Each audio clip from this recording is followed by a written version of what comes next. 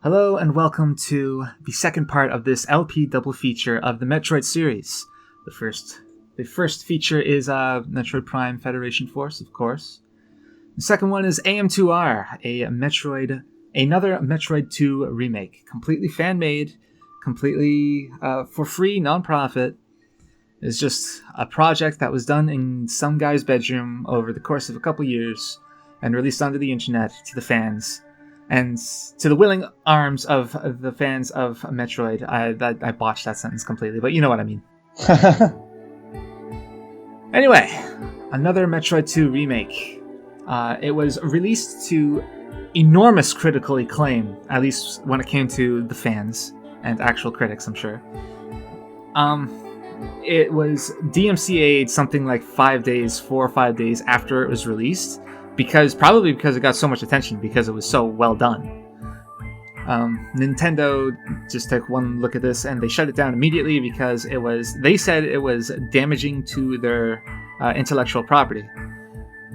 Well, it is it is intellectual property ultimately. It is intellectual property, and like I do understand where they're coming from, and they do have to be vigilant when it comes to protecting their properties. But the reason why they attacked AM2R is because they were worried that it would dig into Federation Force. And they didn't need AM2R to fuck over Federation Force. They did that just fine by themselves. I think that's just being like a fan of theory of yours, but I've never seen this game played. I've never played Metroid 2 myself, so no. I have no idea if this is a remake or what. Would you know that? It is a remake. It says right in the title. I've never played Metroid 2 myself. I've played every Metroid game, including Metroid Prime Pinball, except for Metroid 2, and I was never particularly keen on starting. Well, let's find out why. I mean, if this is a remake, we're going to find out soon enough, won't we? Right. What difficulty do you think we should go with? Well, I'd say we go for normal. You never played it. I mean, you're a Metroid expert, but I would say go to normal because we don't know what we're facing here. Go with normal. I want to point out that this game is natively designed to work with gamepads like the PS3 or 4 controller, the Xbox controller, whatever, like a Mad Catz controller that you pick up from the store or something. I'm actually playing it with the GameCube controller. That's a pretty neat adapter you got there. Yeah, I'm using the Smash Bros. Adapter to work that, so, I'm going for the whole Nintendo vanilla experience. So let's do it. Well, if you wanted a real vanilla experience, you'd use an S-Pad. If I wanted the real vanilla experience, I'd probably just play Metroid 2. So what's neat is that this opening sequence, completely imagined by the creators, all of the sprite artwork completely original. It's all original. Nothing here was taken from anything. That's pretty impressive. It is really impressive retro art, yeah. Or pixel art, whatever the artists want to call it. Pixel art, I would say. This is a really well-detailed picture of Samus. Which is completely fan-made. Yeah, I want to get that point across as many times as possible. Well, Samus is wondering what horrors await. An SR-338. The homeworld of the Metroids.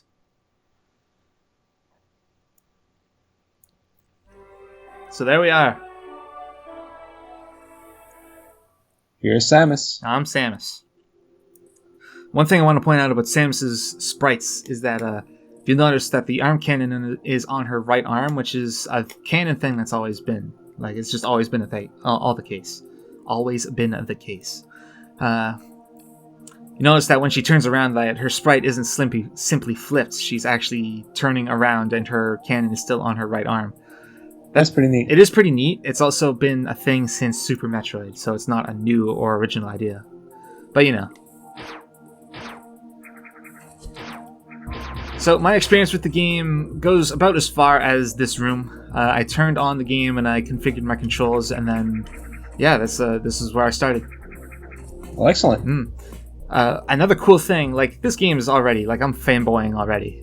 But this game is full of just neat little touches. So in order to engage the morph ball, you could just press down twice, and that's the typical way. That's the traditional way of engaging morph ball. But if you're standing up, and you can press one of the buttons and then you just go straight to it. which is really neat. That's a good touch. That is really cool. That they give you that functionality, just like in Metroid Prime.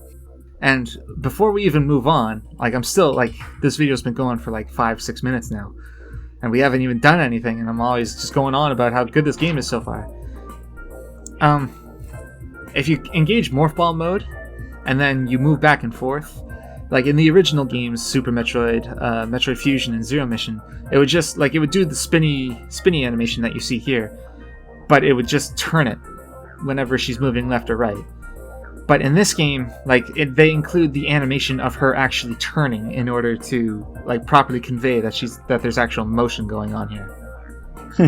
And it's cool. There's a little disco ball going on. It's cool as hell that they would do something like that. That they would include such a minute detail, something that not a lot of people would even pay attention to, and it's there. Well, it shows artistic integrity. It shows a little bit of care for that. And you know what? I am excited to start playing this game. Heard so many good things. You can't find this game on the original website anymore because of the DMCA, but something like within the first day or two after it was put up, it got like 1.5 million downloads. And that's quite a deal. That's quite a lot of downloads, yeah. What was I going to say? Because of the DMCA, you can't find it on the traditional website anymore. But, you know, as soon as something goes on the internet, then it's there forever, so... I'm sure with some clever How about that? Oh. Yeah. Okay, well, that was already a secret. Yeah, how about that? We barely started the game, you already found a secret. That's pretty neat. Oh, I know why that was there. It's a speedrunning thing. Like, there's no other reason why that would be there. So, like, you know right here, the dot that came out, it was like, it was all blocky. Like, I'll just go get it again. I think we saw it, though. I mean... I did. I'm just, you know, I'm being a fanboy. I like Samus's little grip animation to be like, huh, pick it up, pick yourself up.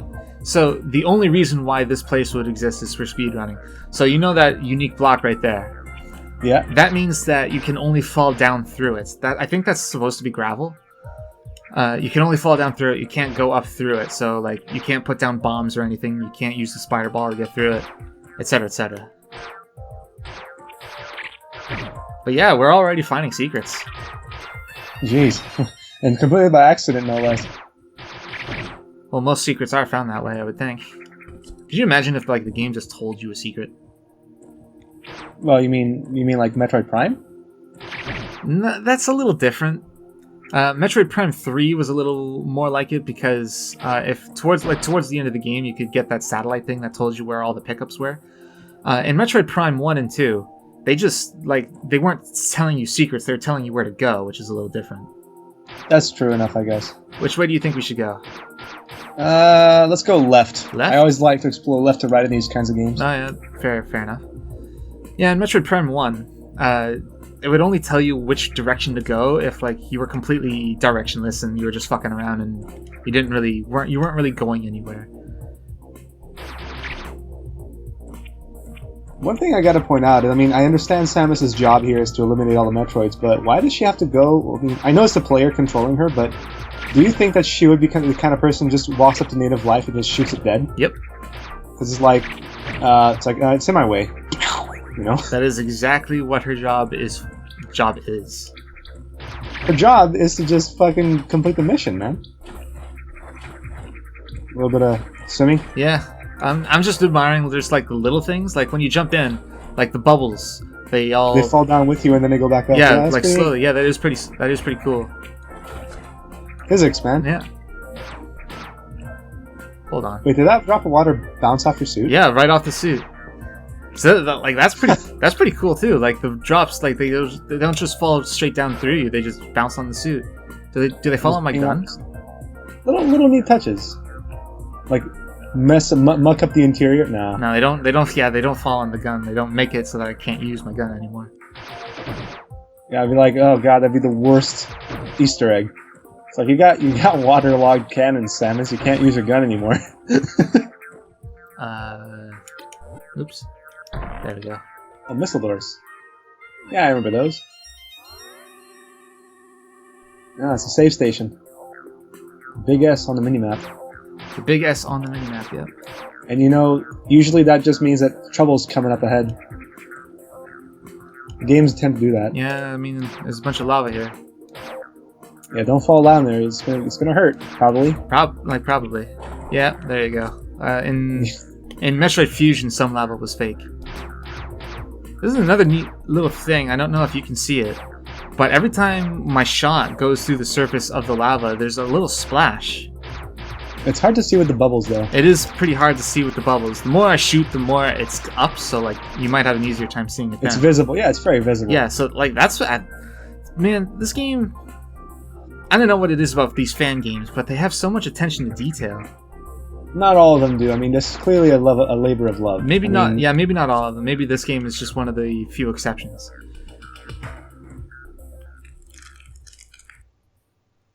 It's a...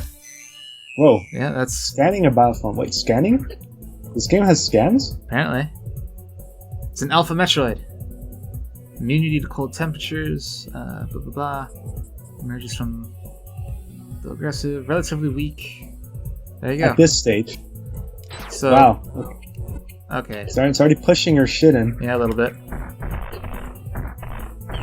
Fire rockets!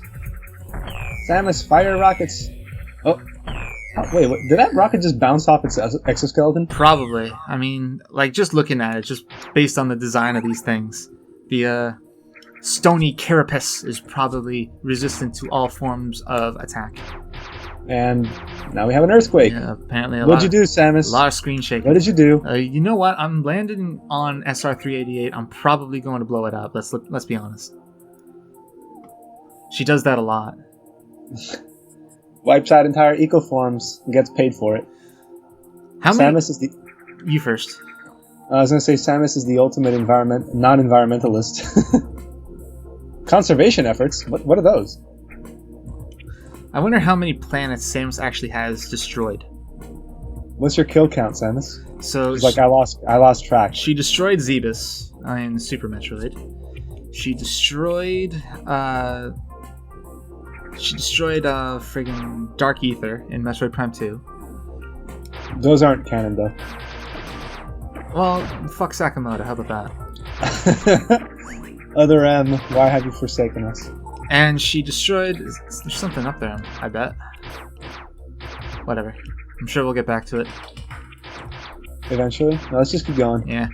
And she destroyed the space station in Metroid Fusion. Samus is a very busy woman. Yeah, she's got to blow shit up and be like... She does that Not my problem. Yeah, she does that a lot. I did my job.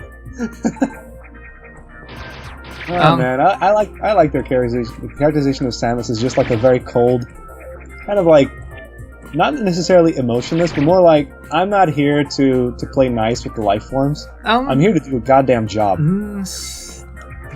She had a lot of characterization in Metroid Fusion, and unlike in Other M, it was actually done fairly well, I think. She didn't really talk a whole... How about that? Oh, no. Another speedrun technique. How about that? Yeah. She didn't really talk a whole lot in Fusion, but she did talk enough. She had like a couple paragraphs to herself when she was traveling up and down elevators. One of the main attractions to the game was that you took orders from a computer, which was named Adam. It was named after Adam Malkovich. He who must not be named. that's the one. Yeah, she got a lot of characterization in Fusion, and I think they did it right in that game. She meets a couple animals that she was familiar with from Super Metroid. Right, I remember them. The ostrich-looking thing, the three monkeys? Yes, the things that taught her how to use her moves. And she meets those in Fusion, and she laments that when she meets them, she just lets them go, and then they just start running around the space station all willy-nilly on their own. And she laments that she hopes that they're safe, that she didn't do something terrible and sentence them to their deaths or something. So like, she clearly with the rest of these animals, the rest of these creatures, she's like, it's them or me. Well, it does highlight that she does have a softer side. I mean, Metroid 2 this very game that we're playing, did the same thing where she saves one Metroid because she couldn't bring herself to kill it. I mean, it was just a baby. So, like, she's not cold, she's not heartless, she just has a job to do. And I think I prefer that characterization over her just being a stone cold killer. Oh yeah, I mean, I wouldn't say that she is just a person. What the hell, are those her head?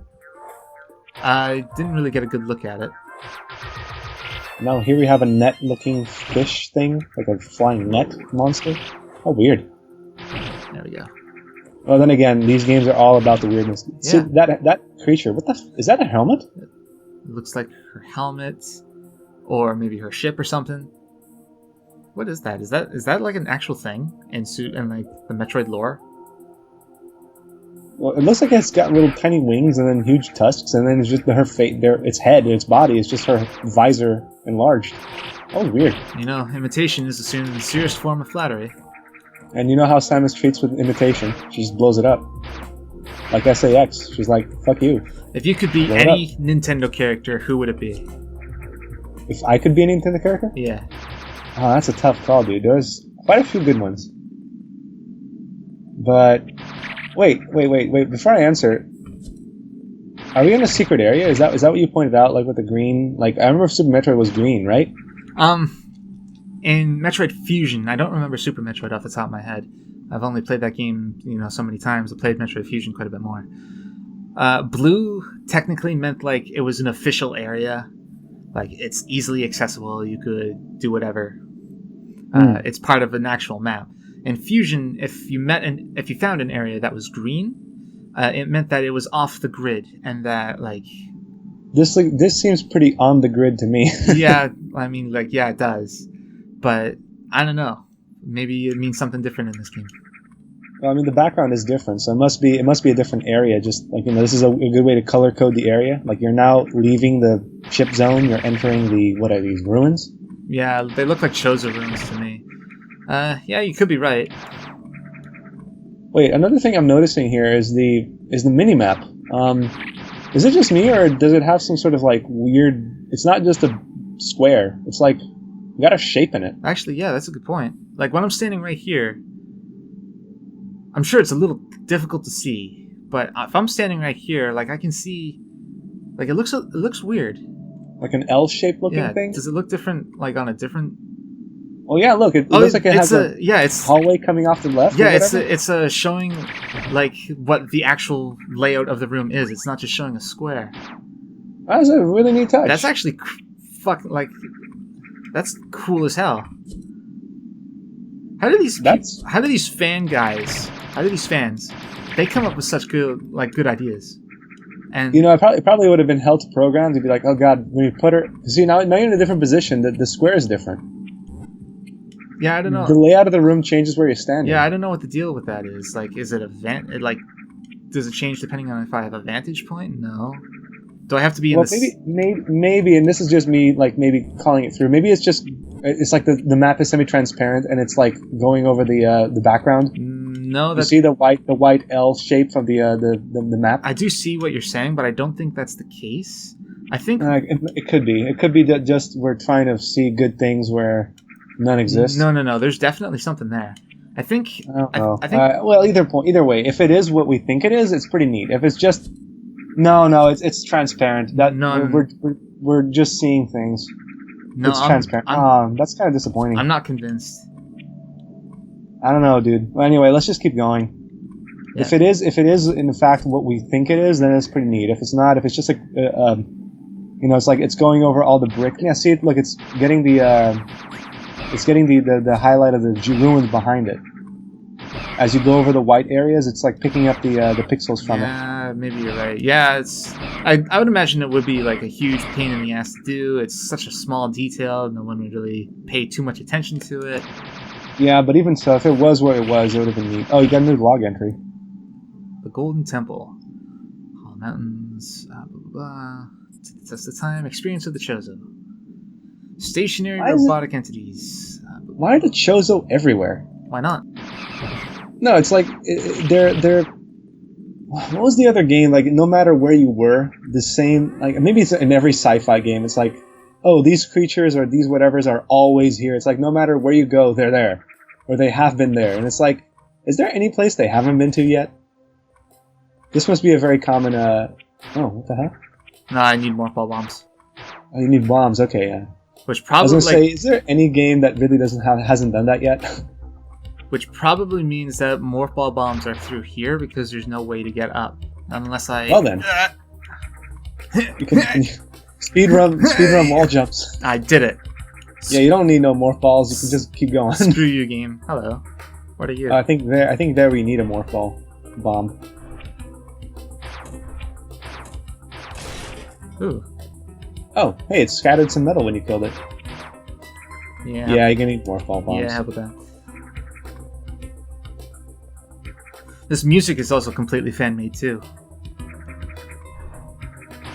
It doesn't sound very Game Boy-ish though, does it? It's not. It doesn't sound Game Boy-ish, but you know, nothing about this is supposed to emulate the Game Boy. I mean, closer to the Game Boy Advance, sure, but the Game Boy, nah. Nah. Not the Game Boy. Otherwise, this would all be in two-tone colors. Oh, hey, there you go. There it is. Bombs. Press B and morph ball to deploy. So if I sit and you do anything? No?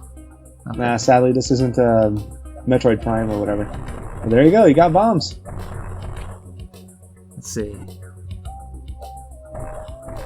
Nice. You can morph ball jump, yeah. Or morph bomb jump, I should say. There's a way to do it infinitely. There's gotta be a way. No, there is a way. But I don't know how to do it. How many can I lay down at once? 3. 3, it seems. Oh, hey, How there you about go. A missile tank. Increased by 5. Pretty slick. Speaking of missiles, you know, I never really used them that much when I was playing Super Metroid. You played the game wrong. I just figured, who knows, maybe I'll need these missiles later on for something.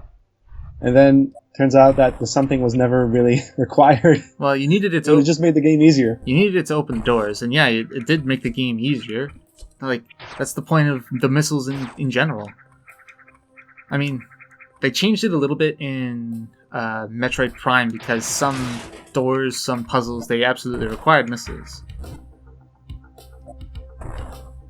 These look different. But ultimately, you're good. Oh, hey, those are destructible. How about that? What's the deal with this thing? Oh. How about that? Yeah, there you go. You solved a puzzle or something. Can I do it again? Nah. Nah. Yes, energy tanks. I love energy Suit tanks. energy increased by 100 units. The best pickup in the series. Would you say you could complete a game without them? Are you good enough to do that? No. In Metroid Fusion, there was the 1% challenge, and it was like officially recognized by the game. Like in order to get all the artwork, you needed to do the 1% challenge. And You're shitting me, really? yeah, no, That's nuts. And the 1% challenge is that one of these missile expansions. Oh, that's cool. When you picked up the first one, it went through the whole rigmarole of you found a missile tank, da da da da. But when we pick up any new ones, it doesn't do that. That's neat. That's good. That So, is what neat. is Like, the 1% challenge? Don't waste our time. And the 1% challenge in Metroid Fusion is that you just pick up a single pickup, and you don't get to choose which one it is. There's a missile expansion in a morph ball tunnel that you cannot avoid no matter what. Oh, wait. Is this like a puzzle? Another puzzle? Maybe you have to hit them in the right order, maybe. Let's see. Probably. That's wrong. Okay. No. Okay, hold on. This and this and this. No? No? No. Try right, left, center. Try. All right. Oh, there you go. This. You get that item. You deserve it. It's another energy tank. You think Samus would be like, would something in the Chozo suit or whatever would be like, hey, recognize the bearer of this suit as a friend to all Chozo or something? Metroid Zero Mission did something like that, I think. But only until the very end of the game. So in Metroid Zero Mission, you picked up sometimes something that was unidentifiable by the suit. Like sometimes you get up a suit upgrade and then it'd say, oh, you found the plasma beam, you found the morph ball, whatever.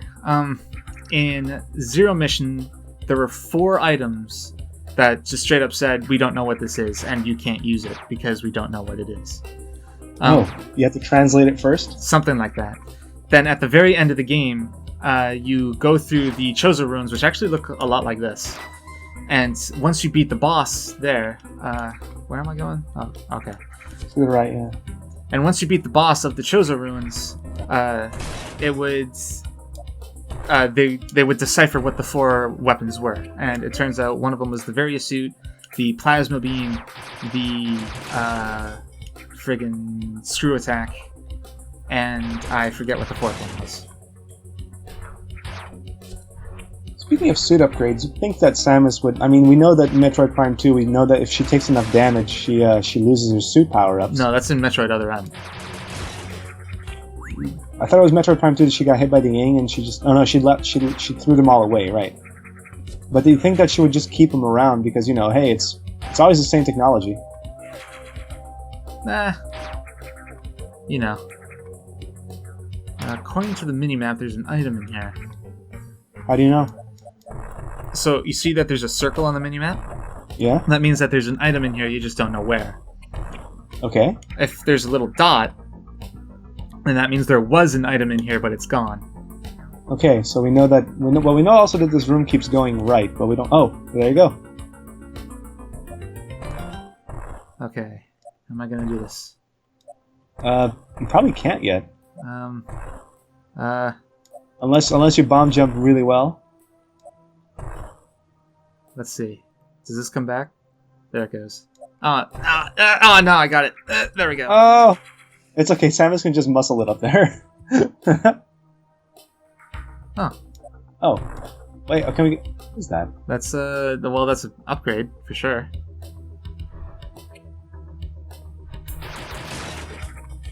Okay, well, let's go get it. This one. There's an item here. Maybe I just can't get it yet. Oh. Oh, well. Alright then. Oh. Just walk through, okay. Yeah. That's easy. Well, why not? Oh, no. Anyway, my point being earlier was, like in Metroid 1, Samus defeated Mother Brain. She kept all her things, didn't she? Or did something happen in the animation that she lost all her items? Which game are we talking about? Metroid 1. Metroid 1. No, I'm pretty sure just that the official story with Metroid 1 is just that your name is Samus Aran, you don't know if you're a guy or a girl. Here's a planet, blow up a bunch of stuff. I don't think there's anything more convoluted than that. I know, but I'm just saying in terms of keeping her weaponry. I mean, it's always Chozo-based weaponry apparently, and you'd think that at one point. That looks like a little dinosaur. Yeah, a little bit. Icon. Got the charge a little beam. C on its back. Neat. You got the charge beam. It's pretty sweet. You jump around with it, shoot it. I wonder. Wicked. Oh, what is that? Is that new? No, that was always a thing. If you charge up a beam, charge up a beam, and then ball, and then it just sends mortars out there. Yep. Just throw stuff. Yep. That's pretty neat. Oh, that's different. You can physics it. Yeah. You can throw it at. You can sling it at people. Yeah, you can sling it. And it's also different that you can shoot your own bombs. Let's see. Well, you did blow one up. That could be a pro strat. Who knows? Man, that's fun. Samus just overrides every enemy's with overpowering force. So anyway, my point being was... Hold on a second. Nice. You can suck in items with your charge beam. Yeah, just like in Metroid Prime. I mean, it's not a new idea, but I'm glad that they kept it. But they translated it. Yeah. Anyway, my point being was, it always seems to be Chozo-based technology that Samus gets in these power-ups. I mean, maybe it has to do with the fact that she's always in ruins and whatever, and they're always Chozo ruins and never anything else. But you'd think that at one point you would just keep all the items instead of being like, God, I have to pick them all up again? Christ. Oh, can you go through here? No. In Fusion, at least. I don't remember Super Metroid or Metroid Zero Mission. No, it was definitely in Zero Mission. White doors, they're basically just exits. So that is a one-way. And nothing I have will ever open that door. Not from this side, anyway. Ah, what a shame. Okay. Olive Branch, are you having fun? Hey, so far it's pretty good. Honestly, I feel like I'm playing a Metroid game.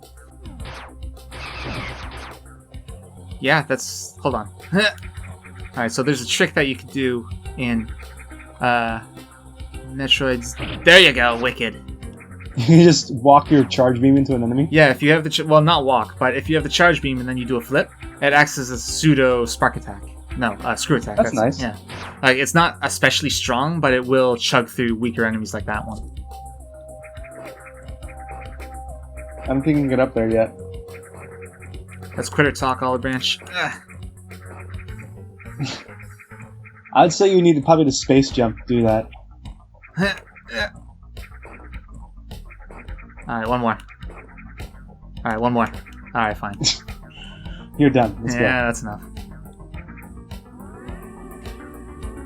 Game solid.